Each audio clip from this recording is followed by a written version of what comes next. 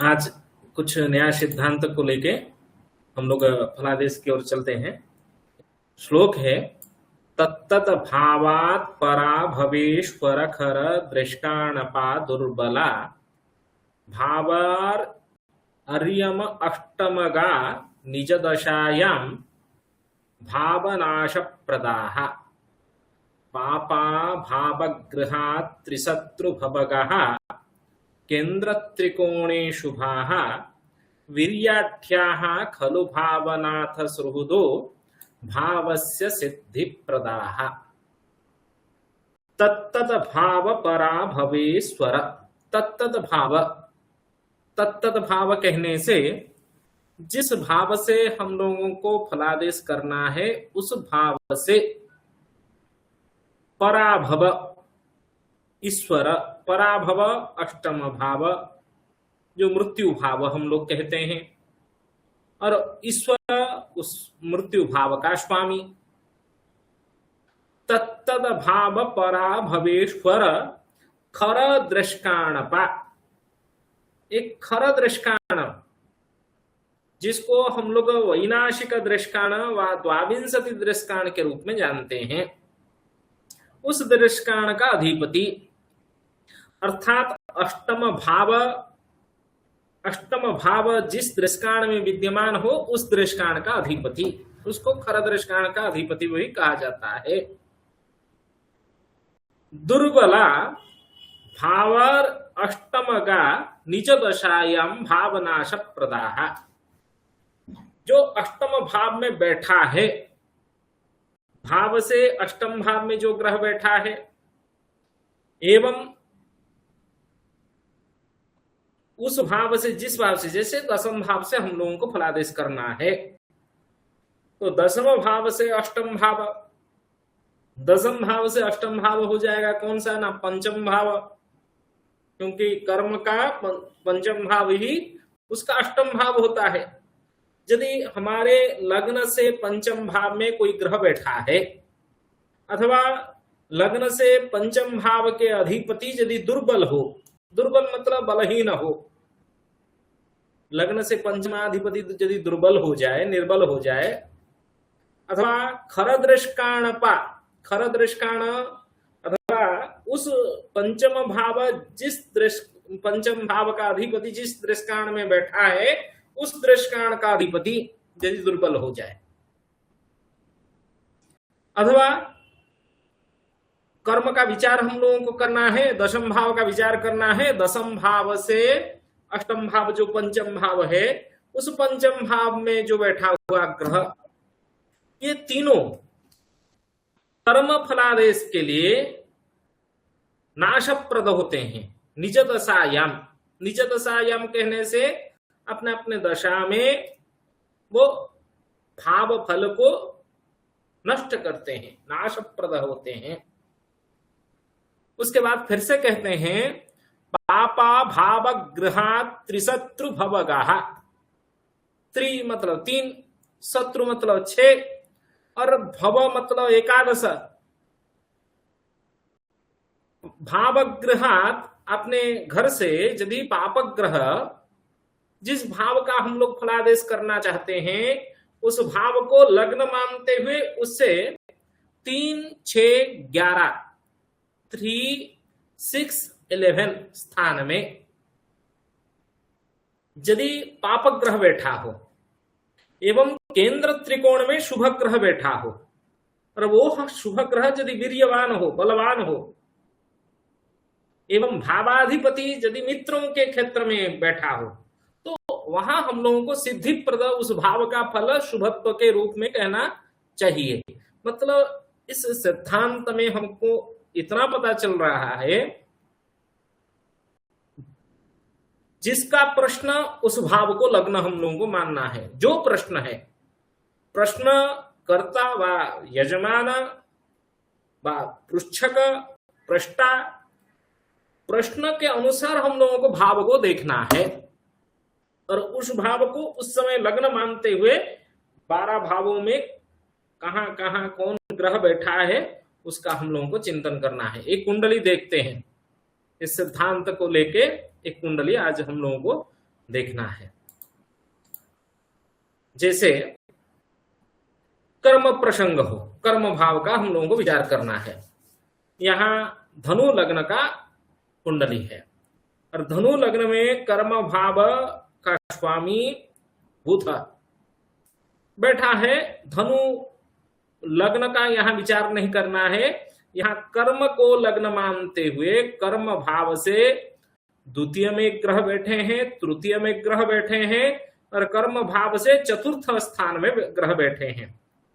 जैसे हम लोग एक श्लोक पढ़े थे, जिस भाव का विचार कर रहे हैं उस भाव से 2 एवं केंद्र त्रिकोण, केंद्र मतलब 1 4 7 10 पंचम नवम स्थान में कर्म का विचार करना है। कर्म का विचार करना है तो केंद्र में 1 4 7 10 मतलब केंद्र में, और कर्म स्थान से पंचम स्थान जो हो वो द्वितीय भाव एवं कर्म स्थान से नवम स्थान जो है वो षष्ठ भाव। लग्न से षष्ठ भाव अथवा लग्न से पंचम द्वितीय भाव जो है वो कर्म का पंचम एवं नवम स्थान है। इन स्थानों में ग्रह विद्यमान होने से और शुभ ग्रह विद्यमान होने से और बलयुक्त शुभ ग्रह रहने से हम लोगों को शुभ फल कहना चाहिए। लेकिन यहाँ एक नियम क्या कह दिए ना, 3 6 11 त्रिषडाय स्थान में पापक ग्रह बैठे हो। ये कुंडली में तो ऐसा नहीं है। त्रिषडाय में तृतीय षष्ठ एकादश स्थान में पापक ग्रह है। पापक ग्रह यहाँ विचार करें तो कर्म से द्वितीय भाव में पापक ग्रह बैठे हैं, शनि एवं मंगल। चंद्रमा यहाँ क्षीण चंद्रमा है, वो भी पापी है, परंतु कर्म भाव से वही अकेला षष्ठ स्थान में बैठा है। और बाकी यदि इस कुंडली में शनि मंगल एकादश स्थान मतलब कर्क राशि में स्थित होते तभी कर्म के लिए निश्चित रूप में लाभ युक्त होता है। और शुक्र शुभ फलप्रद, कर्म जनित शुभ फलप्रद 100% जो कर्म का हम लोग पॉजिटिव विचार करते हैं, वहां कहां विचार करना है। 100% के लिए हम लोगों को शुभ स्थान में केंद्र त्रिकोण स्थान में शुभ ग्रह स्थित हो एवं 3 6 11 स्थान में पापक ग्रह स्थित हो, और वह जिस भाव का विचार कर रहे हैं उस भाव का अधिपति बलवान हो, उस भाव का कारक यदि बलवान हो तो कर्म प्राप्ति होगा। उत्तम रूप से सही समय में उसको, जैसे आजकल तो सरकारी नौकरी की ओर सभी लोग इच्छुक होते हैं, तो सरकारी नौकरी प्राप्त हो जाएगी, उसमें कोई विसंगति नहीं होगी। इस कुंडली में क्या है हम लोगों को विचार करना है और क्या सिद्धांत। पहले ये जो सिद्धांत यहाँ हम लोग पढ़े हैं अभी, कहता है तत्तद भावात् परा भवेश्वर खर दृष्काणपा दुर्बला भावार यष्टमगा निज दशायम भावनाश प्रदाह। जैसे कि यहाँ कर्म भाव का हम लोगों को विचार करना है, कर्म प्राप्ति का विचार करना है, कौन सा आजीविका होगा, कौन से कर्म प्राप्ति होगा, उसका विचार जब करना है तब उस भाव से अष्टम भाव को देखना है। उस भाव से अष्टम भाव का अधिपति मंगल। तो इस जातक के लिए जब जब मंगल के अंतरदशा व प्रत्यंतरदशा अथवा महादशा प्राप्त होगा, क्योंकि कर्म का अष्टम भाव पंचम लग्न से पंचम स्थान जो है वो कर्म का अष्टम भाव है और उस भाव का अधिपति मंगल। उस मंगल के दशा अंतरदशा में क्या होगी ना, इस व्यक्ति को कष्ट प्राप्त होगा, कर्म जनित कष्ट, कर्म में बाधा, कर्म में विसंगति। परंतु इस कुंडली में आप देखेंगे सर्वाधिक बलवान ग्रह जो है वह मंगल है। सबसे अधिक बलवान ग्रह जो है वह कुल षड्बल में मंगल ही सबसे अधिक बलवान है। तो मंगल तो पराक्रमी ग्रह है। लग्न से विचार करें, हम लोग लग्न से विचार करें तो लग्न पंचमाधिपति एवं व्ययाधिपति, पंचम स्थान त्रिकोण स्थान, त्रिकोण स्थान का अधिपति शुभत्व होता है व्ययाधिपति होके बैठा है एकादश स्थान में और पंचम को दृष्टि दे रहा है, विद्या अध्ययन अध्यापन के लिए उत्तम माना जाता है। और शनि मंगल जो द्वितीयाधिपति पंचमाधिपति एक साथ मिलकर बैठते हैं, तो शनि मंगल के द्वारा विद्या बुद्धि व उत्तम विद्या बुद्धि युक्त व दैवज्ञ व गणक इस प्रकार के योग बना रहे हैं। लेकिन वही मंगल के दशांतरसा में कर्म में बाधा, कर्म नष्ट अथवा कर्म जनित कहीं किसी भी प्रकार की विसंगति, आपको विचार करना है। समझ रहे हैं बात को? फिर से कहते हैं पराभवस्वर खर दृष्काण पा। खर दृष्काण पा मतलब खर मतलब 22 दृष्काण, 22वां दृष्काण। तो यहाँ जैसे एक राशि में 3 दृष्काण होते हैं। दृष्काण मतलब राशि है त्रिभागः दृष्काणः, एक राशि में 3 दृष्काण।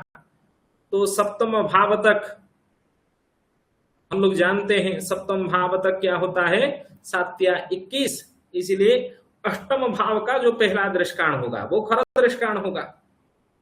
अष्टम भाव यहाँ जैसे लग्न स्पष्ट के अनुसार लग्न यदि 19 अंश में विद्यमान है, तो अष्टम भाव भी, लग्न यदि द्वितीय दृष्काण में है, अष्टम भाव भी द्वितीय दृष्काण में होगा। तो उस द्वितीय दृष्काण को हम लोग खर दृष्काण कहना है। जैसे अष्टम भाव मेष राशि, और मेष राशि का द्वितीय दृष्काण जो है वो सूर्य है, क्योंकि दृष्काण 1, 5, 9, 1, 5, 9, प्रथम दृष्काण 1, 1 और द्वितीय दृष्काण जो है वो 5 है और तृतीय दृष्काण 9 है। 9 तक हम लोगों को गिनती करना पड़ता है। मेष राशि का 3 दृष्काण होगा तो प्रथम दृष्काण वही मेष का होगा, द्वितीय दृष्काण सिंह का होगा, तृतीय दृष्काण धनु का होगा। यहाँ लग्न स्पष्ट 19 डिग्री में मतलब द्वितीय दृष्काण में होने के कारण अष्टम भाव के लिए जो दशम से अष्टम भाव का हम लोग विचार कर रहे हैं, दशम से अष्टम भाव यहाँ मेष राशि, और उस मेष राशि का यदि खर दृष्काण विचार करेंगे तभी वो सिंह राशि प्राप्त होगा, द्वितीय दृष्काण। इस प्रकार लग्न का खर दृष्काण क्या होगा ना, लग्न से 8वां घर कर्क राशि और कर्क राशि का द्वितीय दृष्काण 1, 2, 3, 4, 5 मंगल। अष्टमाधिपति कर्म भाव का अष्टमाधिपति मंगल एवं कर्म भाव का खर दृष्काण का अधिपति सूर्य, क्योंकि सिंह राशि का अधिपति सूर्य, एवं लग्न का जो खर दृष्काण है, लग्न का खर दृष्काण मतलब अष्टम भाव का खर दृष्काण, उसका अधिपति मंगल। ये दोनों तरफ मंगल सूर्य, इन दोनों मंगल एवं सूर्य के दशांतर दशा में व्यक्ति को क्या प्राप्त होना चाहिए ना, कर्म कष्ट, कर्म जनित कष्ट व दुख कष्ट से प्राप्त होना चाहिए। ये प्रसंग है।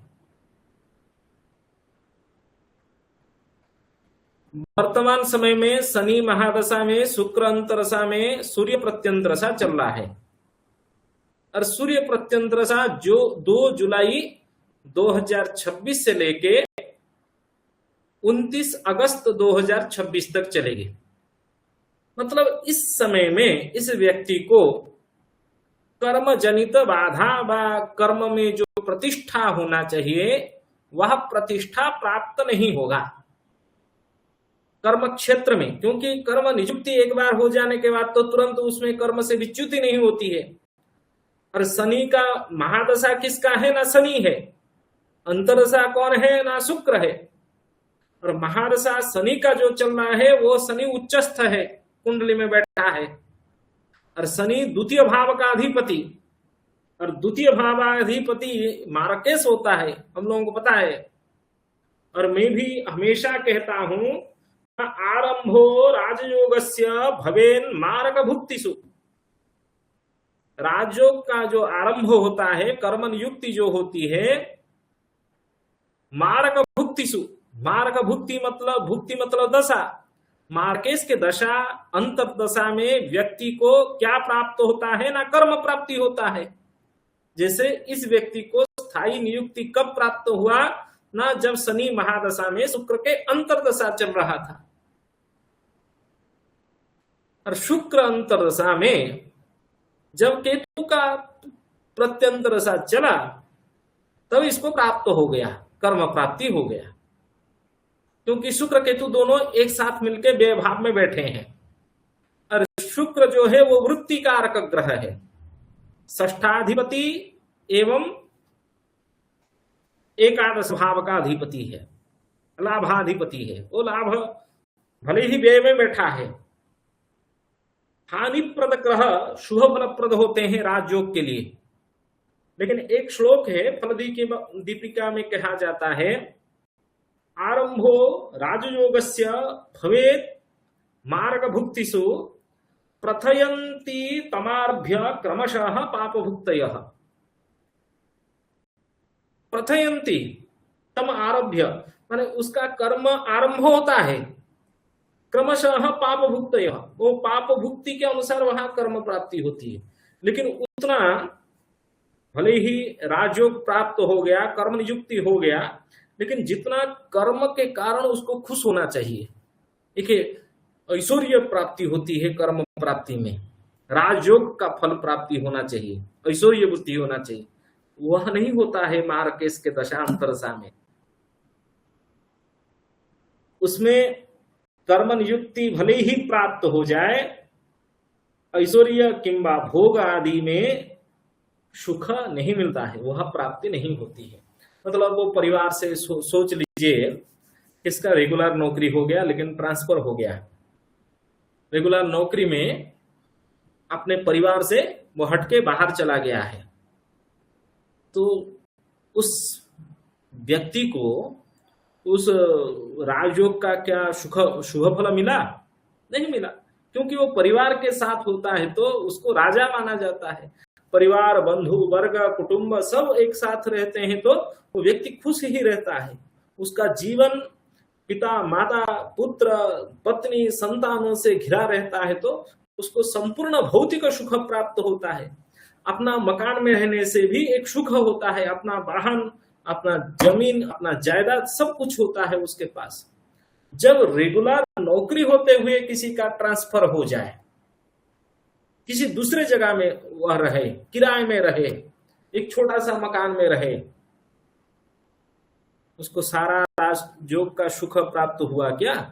भले ही पैसा मिल रहा है, लेकिन जाने आने का कष्ट, परिवार से विच्छेद का कष्ट, ये सब मानसिक तनाव है।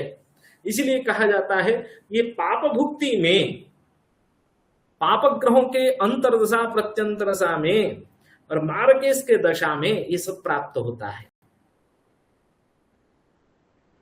कर्म युक्ति कर्मयोग के कारण प्राप्त हो। इस कुंडली में तो हम लोग देख रहे हैं केवल कर्म भाव से चतुर्थ स्थान में बुध, बृहस्पति, सूर्य बैठे हैं, और बुध बृहस्पति दोनों शुभ ग्रह के रूप में हम लोग जानते हैं, ये दोनों केंद्राधिपति है। और कर्म भाव का जो एकादश भाव है वो सूर्य है, एकादश भाव का अधिपति वह सूर्य एक साथ मिलकर बैठा है बुध गुरु के साथ, परंतु यह सूर्य भी निर्बल हो गया है एवं खरदृष्काण का अधिपति है।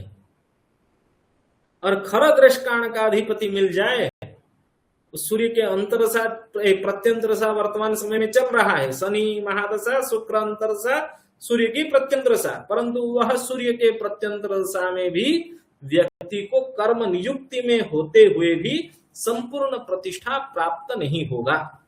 सोच लीजिए, किसी भी कार्य, नूतन कार्य वो करने के लिए चाहे, अधिकारी उसके ऊपर उस समय संतुष्ट नहीं होंगे, व उसके कलीग्स उसके ऊपर उतना आग्रह नहीं रखेंगे। जब 29 अगस्त 2026 चला जाएगा, उसके बाद चंद्र का प्रत्यंतरदशा चलेगा, शनि महादशा, शुक्र अंतरदशा, चंद्र प्रत्यंतर दशा। और चंद्र क्या है ना, लग्न से अष्टम भाव का अधिपति। और लग्न से अष्टम भाव का अधिपति क्या शुभ फलप्रद है। और चंद्रमा क्षीण चंद्रमा है, पापी है।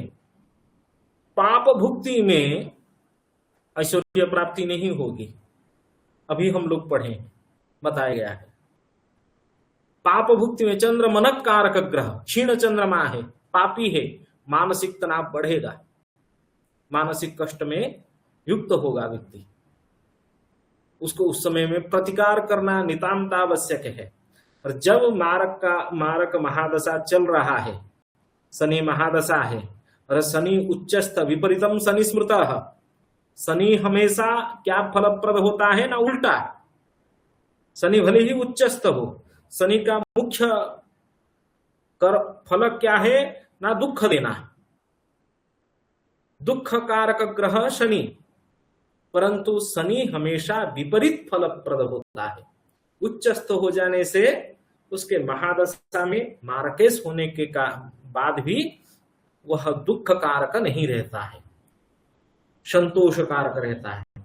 और यहां हम लोग को पता है, जैसे आयाधिपति व्यय में, जैसे एकादश भाव का स्वामी व्यय भाव में और व्यय भाव का स्वामी एकादश भाव में, इसको स्थान विनिर्मय संबंध कहते हैं। एक दूसरे के घर में बैठे हैं। और व्यय भाव का अधिपति धन भाव के अधिपति के साथ मिलकर लाभ स्थान में बैठा है। आय व्यय दोनों समान है इसके जीवन में। एवं चंद्रमा शनि के घर में बैठा है, शनि के साथ। और नवमांश कुंडली में देखा जाए तो सब मंगल शुक्र चंद्रमा ये तीनों की तीनों बैठे हैं वृश्चिक नवमांश में।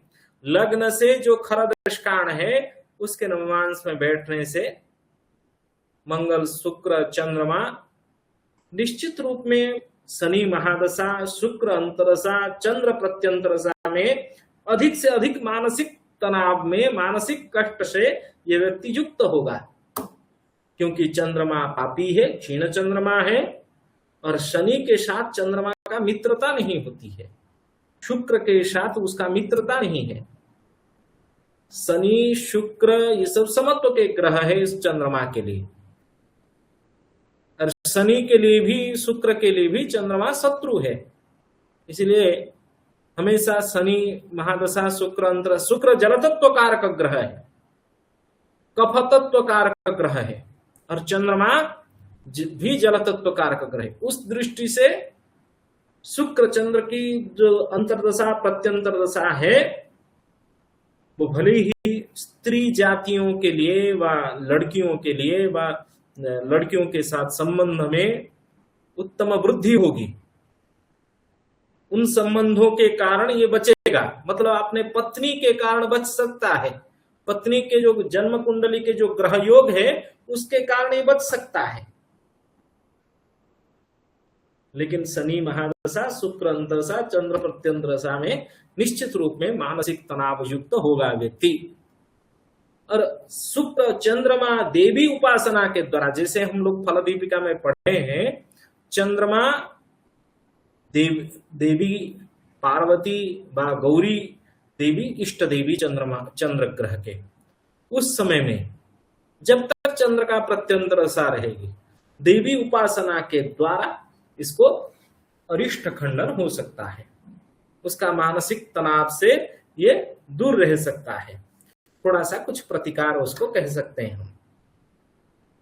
तो विशेष चिंतनीय विषय आज का क्या है ना, विशेष करके खरदृष्काण के विषय में हम लोगों को चिंतन करना है। हमेशा अशुभ प्रद ग्रह कौन है? जैसे आप अशुभ प्रद ग्रह में एक प्रसंग कहता है, रंध्रस्थ, रंध्र स्थान में जो स्थित है, रंध्र स्थान में स्थित ग्रह मतलब अष्टम स्थान में जो बैठा ग्रह है। और उसके बाद रंध्रेश्वर, रंध्रेश्वर, रंध्रेश, रंध्रेश कर रंध्रनाथ, रंध्र स्थान में अष्टम स्थान में स्थित ग्रह एवं अष्टम भाव का स्वामी, ये सब क्या होते हैं? अशुभप्रद रहते हैं। उसके बाद रंध्र त्रिभागाधिप मांदी, मांदी आप लोग मांदी सुने होंगे, एक मांदी ग्रह, जो मांदी शनि बा गुलिक लग्न, गुलिक जिस राशि में बैठता है वह, ये सब अशुभप्रद रहते हैं। इसके बाद कहते हैं दुख प्रदास्तेष्वपि दुर्बलो यह स नाशकारी स्वदशा अपहारे। ये है विषय। इसमें कौन से बिंदु हो गया ना? जो ग्रह 8वें स्थान में अष्टम भाव में बैठा हो, एवं रंध्रेक्ष, इक्ष मतलब दृष्टि देना, जो अष्टम भाव को देख रहा हो, जो ग्रह, जैसे द्वितीय भाव में, कुंडली में द्वितीय भाव में कोई ग्रह बैठता है तो वो पूर्ण दृष्टि अष्टम भाव को देखता है। शनि का विशेष दृष्टि तृतीय दशम, मंगल का विशेष दृष्टि चतुर्थ अष्टम, बृहस्पति का विशेष दृष्टि पंचम नवम। यदि अष्टम भाव को हो रहा है, विशेष दृष्टि में भी अष्टम भाव को जो ग्रह देख रहा हो, और क्या ना अष्टम भाव का अधिपति कौन, किस ग्रह के दशा में हम लोगों को अशुभ फल कहना चाहिए। और जो ग्रह लग्न से, अष्टम लग्न से 22वां दृष्काण उसका स्वामी, जिसको हम लोग खर दृष्काण का स्वामी व वैनाशिक दृष्काण का स्वामी भी कहते हैं, एवं जिस राशि में मांदी ग्रह बैठा हो व गुलिक बैठा हो उसका स्वामी, इन सभी ग्रहों के दशा अंतर्दशा में व्यक्ति को निश्चित रूप में क्या होता है ना? कष्ट होता है। और वह कष्ट शारीरिक भी हो सकता है, यदि तनु लग्न भाव से संपूर्ण हम लोग विचार कर रहे हैं, शारीरिक कष्ट होगा। यदि संतान जन्य प्रश्न है तो पंचम भाव से देखना है, और पंचम भाव को लग्न मानते हुए सारा विचार करना है। एवं लग्न से अष्टम भाव का अधिपति हो व अष्टमस्थ ग्रह हो, एवं पंचम से अष्टम, जैसे पंचम से अष्टम क्या हो गया ना? आपके कुंडली में पंचम भाव हो गया, पंचम भाव से सप्तम भाव हो गया एकादश भाव, और उसका अष्टम भाव हो गया व्यय भाव। लग्न का जो व्यय भाव है वो पंचम का अष्टम भाव है। जैसे यहाँ संतान जनित यदि प्रश्न होगा, संतान का शुभ अशुभ का प्रश्न है, इस समय में इस व्यक्ति को संतान कष्ट होगा या नहीं होगा, यह प्रश्न होगा तो हम लोगों को क्या करना है ना? संतान भाव से अष्टम भाव में बैठा हुआ ग्रह, जैसे शुक्र एवं केतु, जब शनि महादशा, शुक्र अंतरदशा, केतु प्रत्यंतरदशा चल रहा था, उस समय संतानों बच्चों को, इसके बच्चों को निश्चित रूप में शारीरिक कष्ट हुआ होगा। ये हम लोग फलादेश में कह सकते हैं, क्योंकि ये संतान से अष्टम स्थान में बैठा हुआ ग्रह, जैसे अष्टम भाव का अधिपति मंगल हो गया, तो मंगल के अंतरदशा प्रत्यंतरदशा में भी हम लोग कह सकते हैं संतान को शारीरिक कष्ट का विचार, क्योंकि संतान का शुभ अशुभ का विचार हम लोग इससे कर सकते हैं। लेकिन मंगल के अंतरदशा में उतना कष्ट नहीं होगा, क्योंकि मंगल खुद ही पंचम व संतान स्थान का अधिपति है और शनि के साथ मिलके बैठा है। शनि मंगल की युति शुभ तो नहीं होता है, परंतु शनि उच्चस्थ है, और शनि पापक ग्रह होने के बाद भी शनि के वायु तत्व कारक ग्रह है। वायु हमेशा मंगल अग्नि तत्व कारक, अग्नि को हवा देता है आगे बढ़ाने के लिए। पित्त एवं वायु, पित्त वायु विकार से जो रोग उत्पन्न होना चाहिए, उस रोग से शिशु व संतान इसके पीड़ित होंगे। इसलिए हमेशा इस व्यक्ति के संतान को आपको फलादेश में कहना है उदर पीड़ा हो सकता है, जिस विशेष करके ज्येष्ठ